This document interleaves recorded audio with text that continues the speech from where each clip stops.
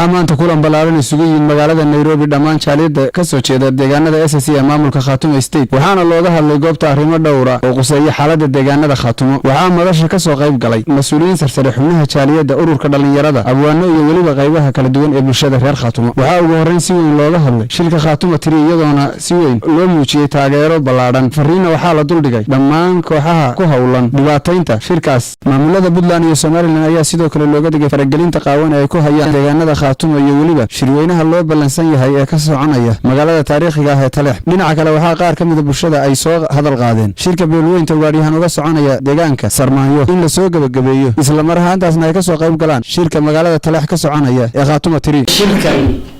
oo loogu magac bixiyay in lagu taageero shirweynaha beesha Khaatumo ay ku leedahay magaalada Taleex iyo shirka Khaatumo 3 oo loogu gudbi doono dhismihii labaad ee maamul goboleedka Khaatumo madaxdiisii hay'adihii iyo institutionskii maamul lahaa lagu taageerayo aad iyo aad baan qofaan taageersanahay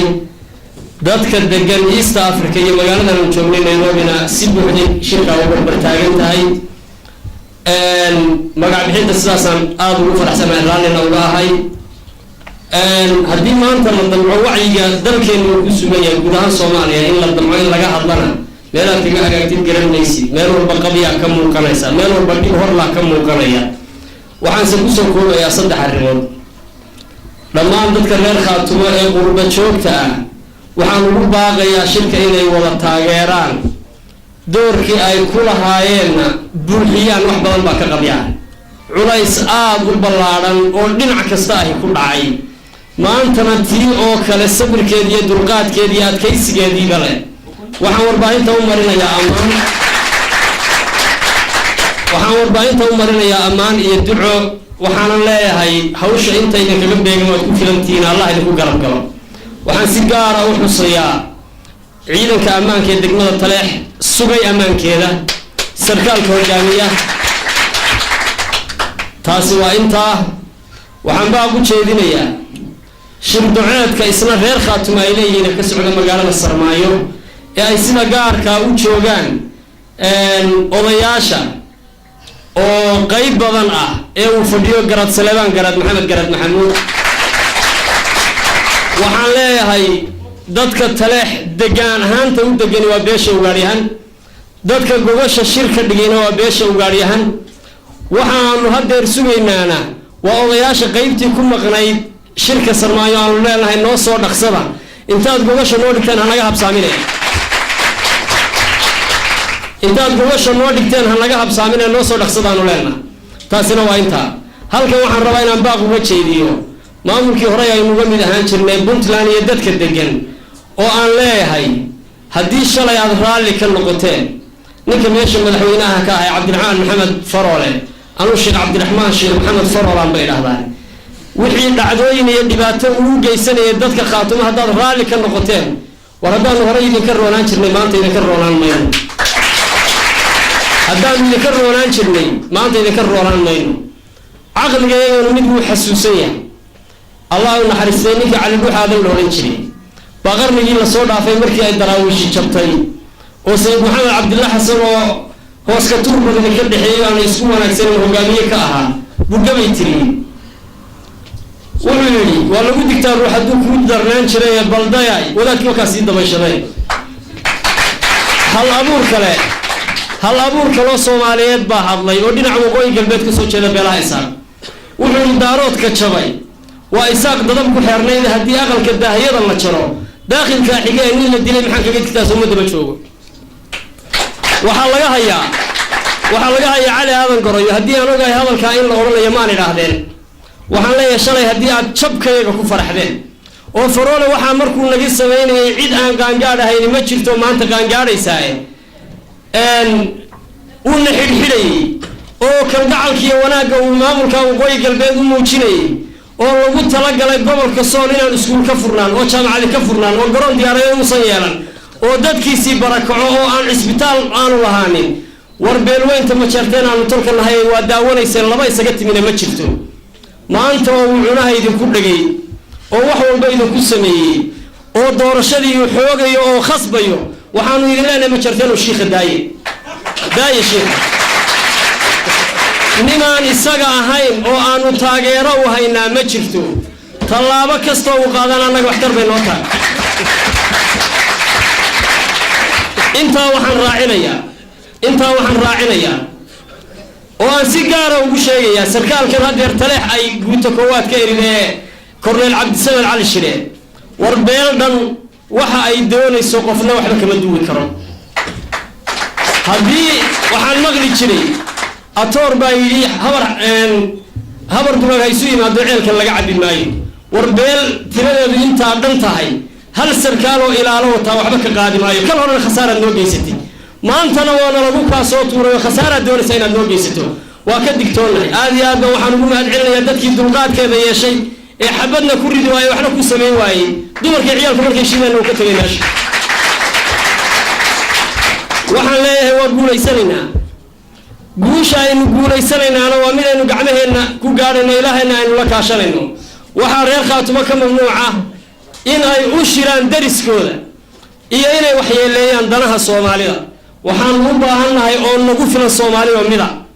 waxaanu ku qabweynahay qarannimada waxaanu dhiigayga shalayna u daadinay maantana u daadinaya oo qarannimada soomaaliya ha midowdo soomaaliya ha israacdo nidaam kasta oo dalka markaa ka jirana waanu taageersannahay waxaad ogtihiin maanta dowladnimada soomaaliya ka jirta iyadoo deegaanada aanu degannahay iyo degmooyinkayagu intay leegihiin aad arkaysaan wasiirna kuma lihin wasiir ku-xigeenna kuma lihin war haddana waa taageersanna ma nihin dadka awrku kacsiga iyo masaalixdooda khaaska kaliya ka eega dhibaatada taalla doolow waa taallaa gurigeyga dhibaatada taalla raaskambooni waa taallaa gurigeyga tarraas xaafuun taalla iyo hobyana waa taallaa taayada soomaali ilaahay kala qaboojiyo soomaali ilaahay ha mideeyo soomaali ilaahay ha isu soo ururiyo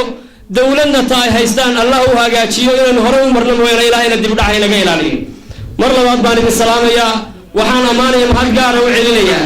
dhallinyaradii shirkan soo abaamushay waxaan ammaanayaa warbaahinta soomaaliyeed ee hortayda ka muuqata inta madaxda ah iyo inta kale ee reer khaatumo ee jaariyadda ka mid ah ee kulanka ka soo qayb gashay marka labaad waxaan u mahad celinayaa dhallinyaradii shirka soo qaban qaabisay ee waqtiga badan gelisay ee mataqaanaa ee juhdiga badan gelisay aad iyo aad baan ugu mahadnaqayaa sida wanaagsan iyo sida quruxda badan ee shirka noogu soo qaban qaabiyeen haddaan gudagalo ujeedada shirkeena u qabsanay wuxuu ahaa 3 arrimood oo mataqaanaa number 1 wuxuu ahaa in baaq loo diro dadka mataqaanaa reer khaatumo dadka gudaha iyo dibadda la jooga qodobka labaadna wuxuu ahaa in la cambaareeyo cid kasta oo ka soo horjeeda shirka khaatumo ama danaha reer khaatumo oo guud mid maamul iyo mid shacab iyo mid kastaba qodobka saddexaadna waxa weeye dhiirigelin in dadka lagu dhiirigeliyo inay shirka ka qayb qaataan gudaha iyo dibadba marka haddaan qodobka ugu horeeya aan ka bilaabo oo ah in shirka aan taageersannahay haddaan nahay East Africa oo aan rabno inaan ka qayb qaadano muruq iyo maal iyo maskaxba dadka kale ee reer khaatumo ee dibadda jooga waxaan ugu baaqaynaa inay shirka ka soo qayb qaataan oo mataqaanaa juhdi geliyaan oo waqti soo geliyaan oo xoolo ku bixiyaan oo qofkii imaan kara uu yimaado oo shirka laga qayb qaato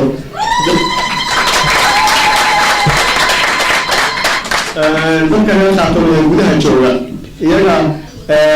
lagu turmaayo inay dhaqaalo badan ka qayb qaataan laakiin waxaa lagu turmayaa inay mataqaanaa ka qayb qaataan muruqa iyo maskaxda oo shirka tagaan oo shirka camilaan oo mataqaanaa meeshaas la camilo oo la tago baan ugu baaqaynaa oo arrintaas aynan ka daalin waxaan kaloo rabnaa inaan cambaarayno cid kasta oo ka soo horjeeda shirka khaatumo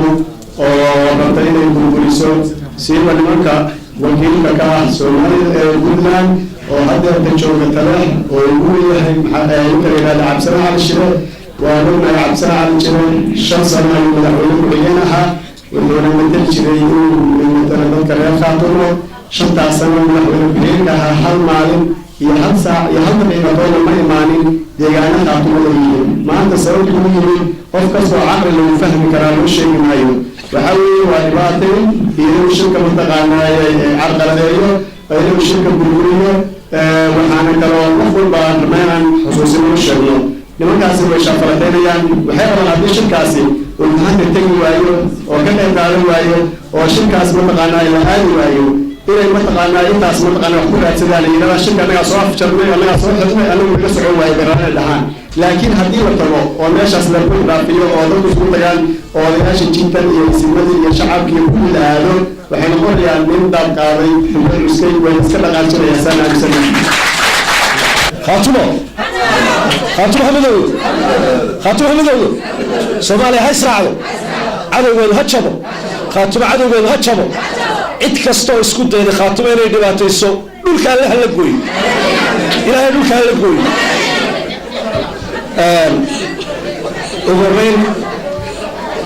ugu horeyn ilaahay baa mahadle rag baa aad eegay waxaan maleynaya khaatimana jecleen baan maleynaya wixii quluubtiisu wanaagsanta Allah soo hadeeyay ugu horeyn ilaahay baa mahadle rabbi subxaanahu wa ta'ala Allah inagu kulansiiyay munaasabadan qaaliga ay soo abaabuleen dhalinyarada reer khaatimo khayr iyo qaybaha kale ee dhalinyarada wax badan anigu ma isu taagin mana doonayo wax badan inaan anigu halkan ka ilaahdo hadalkaygana waxaan rabaa inaan ku soo koobo 4 qodob kaliya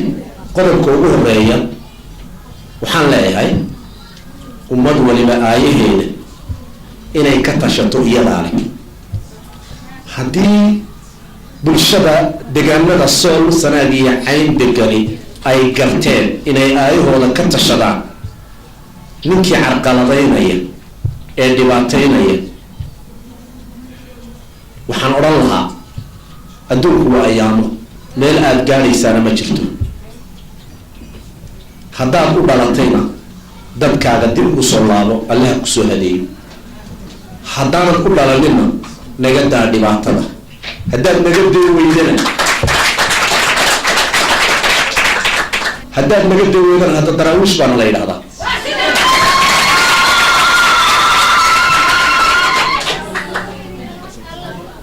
dabka aanu bilownona ma damo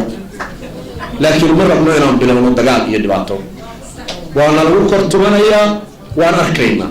waroy haddii tuuladiinni iskuulku idin furaya carruurtu iskuulka idiin aado annaga kuwa iyagu iskuulka ma aadaan haddii gabdhihiinu cisbataa haystaan annaga kuwa iyagu cisbataa